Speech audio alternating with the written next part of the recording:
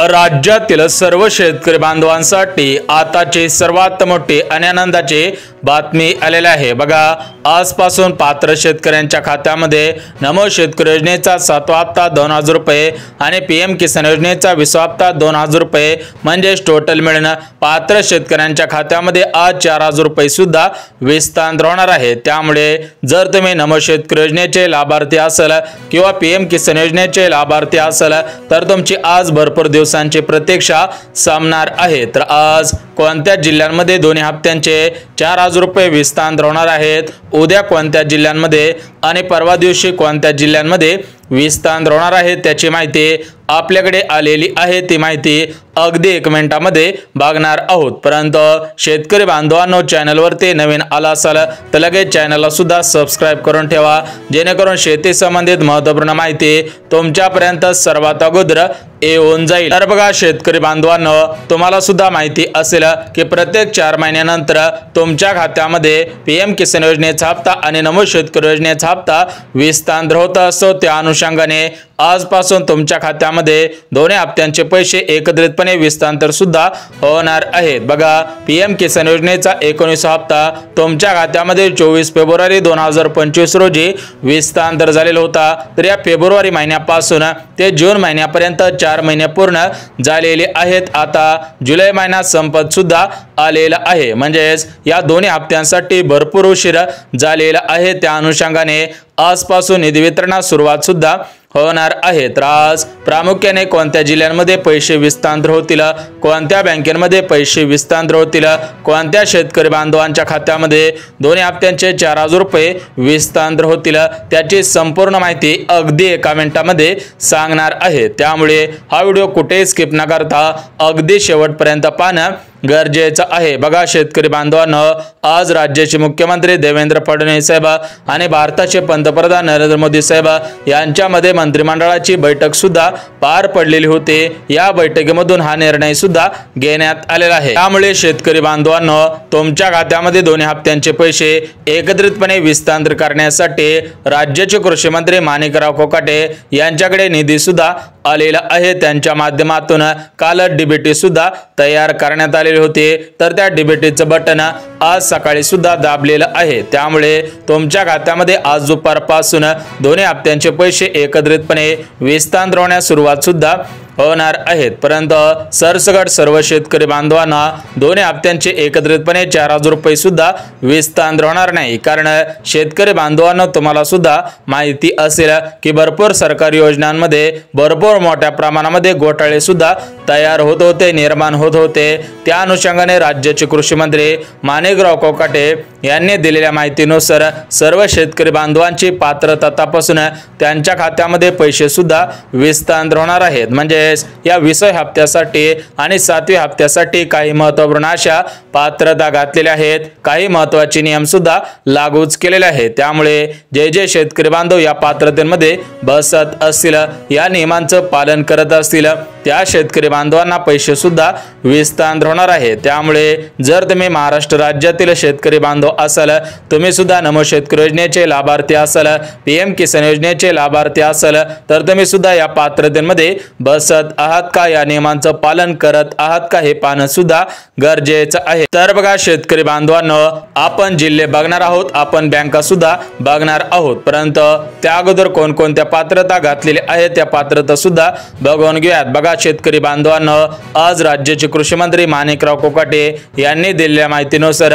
सरसकट सर्व शेतकरी बांधवांना दोन्ही हप्त्यांचे पैसे विस्तार सुद्धा होणार नाहीत। म्हणजेच या दोन्ही योजनांमधून भरपूर शेतकरी बांधवांना वगळण्यात सुद्धा आलेलं आहे। भरपूर शेतकरी बांधवांना रिजेक्टेड म्हणून मेसेज सुद्धा आलेला आहे। जर तुम्हाला हा रिजेक्टेड म्हणून मेसेज आलेला असेल तर तुम्हाला या दोन्ही योजनांचा लाभ पुढील वर्षांमध्ये घेता सुद्धा येणार नाही। त्यामुळे जे शेतकरी बांधव नमो शेतकरी योजनेचे लाभार्थी असतील, पीएम किसान योजनेचे लाभार्थी असतील, तर ते शेतकरी बांधवांनी महत्त्वपूर्ण अशी 2 कामे करायची आहेत। या 4 पात्रतेमध्ये बसत आहे का हे सुद्धा पाहायचं आहे आणि तुम्ही सुद्धा या प्रमुख 2 नियमांचं पालन करत आहात का हे पाहणं सुद्धा गरजेचं आहे। अन्यथा फक्त तुम्ही बँकेच्या मेसेजची वाट पाहत असाल तर तुमच्या बँक खात्यामध्ये पैसे सुद्धा विस्तार होणार नाहीत। तुमच्या समोरील शेतकरी बांधवाला पैसे येतील, तुमच्या शेजारील शेतकरी बांधवाला पैसे येतील, फक्त तुमच्याच खात्यामध्ये पैसे येणार नाही। त्यामुळे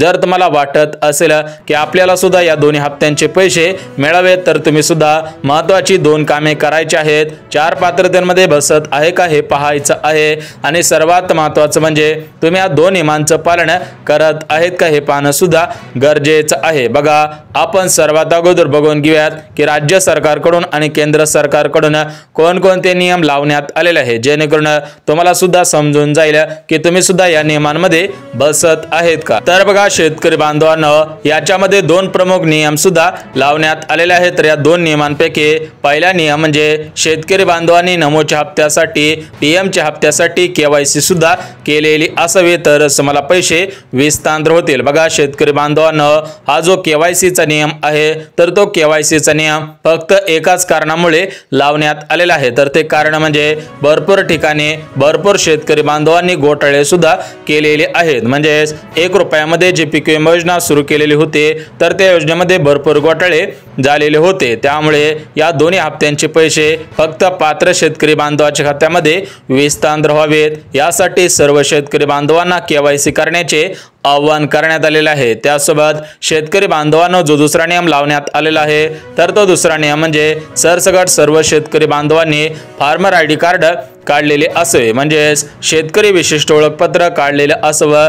तुमच्या फार्मर आयडी कार्डच्या नंबरच्या आधारावरती तुमच्या बँकेमध्ये पैसे सुद्धा विस्तार होणार आहेत। बघा, जर तुम्ही या 2 नियमांचं पालन करत असाल तरच तुमची भरपूर दिवसांची प्रतीक्षा संपणार आहे। आता आपण जिल्ह्यांची यादी वाचून दाखवत आहे, त्यासोबत बँकांची यादी सुद्धा वाचून दाखवत आहे। त्यामुळे हा व्हिडिओ स्किप न करता अगदी 1 मिनिट पहा। 1 ते 2 मिनिटांमध्ये तुम्हाला जिल्ह्यांची यादी आणि बँकांची यादी सुद्धा वाचून दाखवत आहे। परंतु शेतकरी बांधवांनो, त्या अगोदर तुम्ही पात्रतेमध्ये बसत आहेत का हे पाहणं सुद्धा गरजेचं आहे। बघा, जर तुम्ही काही कामामध्ये असाल तर 1 मिनिट ते काम बाजूला ठेवा आणि हा व्हिडिओ शेवटपर्यंत पहा, अन्यथा तुमच्या खात्यामध्ये दोन्ही हप्त्यांचे पैसे विस्तार सुद्धा होणार नाहीत। बघा, याच्यामध्ये जी पहिली पात्रता घालण्यात आलेली आहे तर ती पहिली पात्रता म्हणजे शेतकरी बांधवांचं वार्षिक उत्पन्न शासनाने ठरवलेल्या उत्पन्नापेक्षा कमी असावं।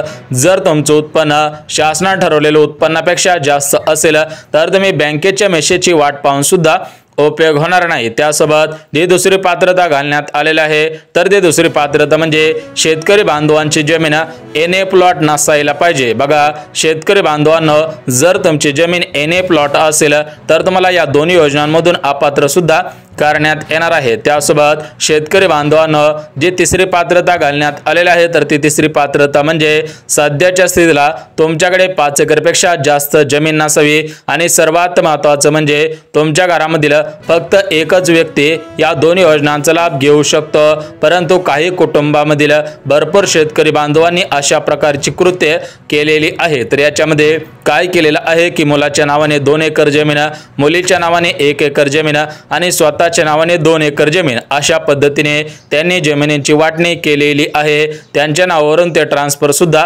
केलेली आहे आणि ते तिघे पण या दोन्ही योजनांचा लाभ प्राथमिक स्वरूपामध्ये घेत आहे। म्हणजेच अशा कृत्यामधून राज्य सरकारची आणि केंद्र सरकारची फसवणूक सुद्धा होत असल्याची माहिती कृषी मंत्र्यांना मिळालेली आहे। त्यामुळे त्यांच्याकडून अशा पद्धतीच्या पात्रता सुद्धा घातलेल्या आहे। तुमच्या घरामधील फक्त एकच व्यक्ती या दोन योजनांचा लाभ प्राथमिक स्वरूपामध्ये घेत असावी। आणि सर्वात महत्त्वाचे जे शेवटचे म्हणजे चौथी पात्रता आहे, ती चौथी पात्रता म्हणजे शेतकरी बांधव महाराष्ट्र राज्याचे रहिवासी असावेत। बघा भरपूर असे नागरिक आहेत की ते यूपी राज्य, एमपी राज्य, बिहार राज्य, झारखंड राज्य अशा राज्यामधून महाराष्ट्र राज्यामध्ये आलेले आहेत। त्यांनी सुद्धा महाराष्ट्र राज्यामध्ये येऊन या 36 जिल्ह्यांमध्ये शेती सुद्धा घेतलेली आहे, परंतु ते शेतकरी बांधव महाराष्ट्र राज्यातील शेतकरी बांधव म्हणून ग्राह्य ग्राह्य धरले जाणार नाहीत। ज्या शेतकरी बांधवांची जमीन 2010 सालापासून महाराष्ट्र राज्यामध्ये असेल म्हणजेच त्या मालकीचे ते शेतकरी बांधव असतील।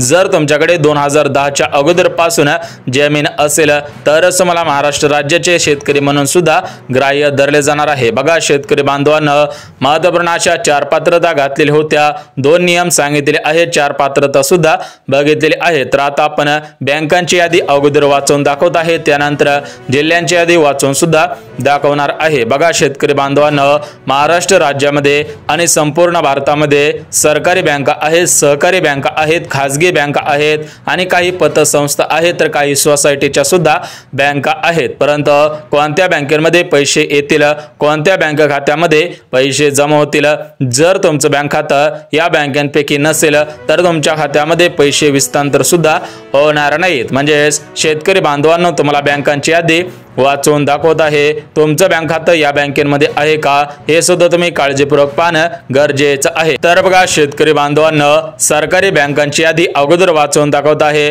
त्यानंतर खाजगी बँकांची आणि सहकारी बँकांची यादी वाचून दाखवत आहे। बघा यामध्ये सर्वात अगोदर बँक ऑफ इंडिया, दुसरी बँक बँक ऑफ महाराष्ट्र, तिसरी बँक कोटक महिंद्रा बँक, चौथी बँक कॅनरा बँक, पाचवी बँक IDFC बँक, सहावी बँक HDFC बँक, सातवी बँक ICICI बँक, आठवी बँक महाराष्ट्र ग्रामीण बँक, नववी बँक म्हणजे स्टेट बँक ऑफ इंडिया आणि 10वी बँक म्हणजे इंडियन पोस्ट पेमेंट बँक। बघा या 10 बँकांना प्राधान्य सुद्धा देण्यात आलेलं आहे। परंतु जर तुमचं बँक खातं या प्रमुख 10 बँकांपैकी नसेल तरी पण तुम्हाला पैसे येतील की नाही याविषयी माहिती सुद्धा देणार आहे। त्यामुळे हा व्हिडिओ कुठेही स्किप न करता अगदी 1 मिनिट पहा, 1 मिनिटामध्ये तुम्हाला त्या बँका सुद्धा सांगणार आहे। म्हणजे तुम्हाला आता 10 बँका सांगितलेल्या आहेत, उर्वरित बँकांची यादी सुद्धा वाचून दाखवणार आहे। परंतु शेतकरी बांधवांनो जिल्ह्यांची यादी पाहण्या अगोदर तुम्ही सुद्धा महत्त्वपूर्ण अशी 2 कामे केलेली आहेत का हे पाहणं सुद्धा गरजेचं आहे। बघा केंद्र सरकारने सर्वात मोठा निर्णय घेतलेला आहे, त्यामुळे सर्व शेतकरी बांधवांनी महत्त्वपूर्ण अशी 2 कामे करायची आहेत, अन्यथा तुम्हाला या 2 योजनांमधून अपात्र सुद्धा करण्यात येणार आहे। बघा केंद्र सरकारने दिलेल्या माहितीनुसार ज्या शेतकरी बांधवांनी आपले आधार कार्ड बँकेशी लिंक केलेले असेल त्यांना पैसे विस्तांतर होतील। परंतु जर ते आधार कार्ड 10, 12 किंवा 13 वर्षांचं जुनं असेल तर त्या शेतकरी बांधवांनी त्या आधार कार्डची KYC करा, आधार कार्ड अपडेट करा। त्या आधार कार्डवरती जे नाव आहे तेच नाव तुमच्या बँकेच्या पासबुकवरती आहे का, आधार कार्डवरती जे नाव आहे तेच तुमच्या जन्म दाखल्यावरती असेल, शाळा सोडल्याच्या दाखल्यावरती असेल किंवा एखाद्या कागदपत्रावरती असेल तरच तुम्हाला पैसे सुद्धा विस्तांतर होतील। परंतु जर तुमच्या आधार कार्डवरील नाव चुकलेलं असेल आणि तुमच्या दाखल्यावरील नाव बरोबर असेल तरी पण तुम्हाला पैसे सुद्धा विस्तांतर होणार नाही। त्यासोबत तुमचं जे बँकेचं पासबुक आहे त्याच्यावरती तेच नाव असायला पाहिजे, म्हणजे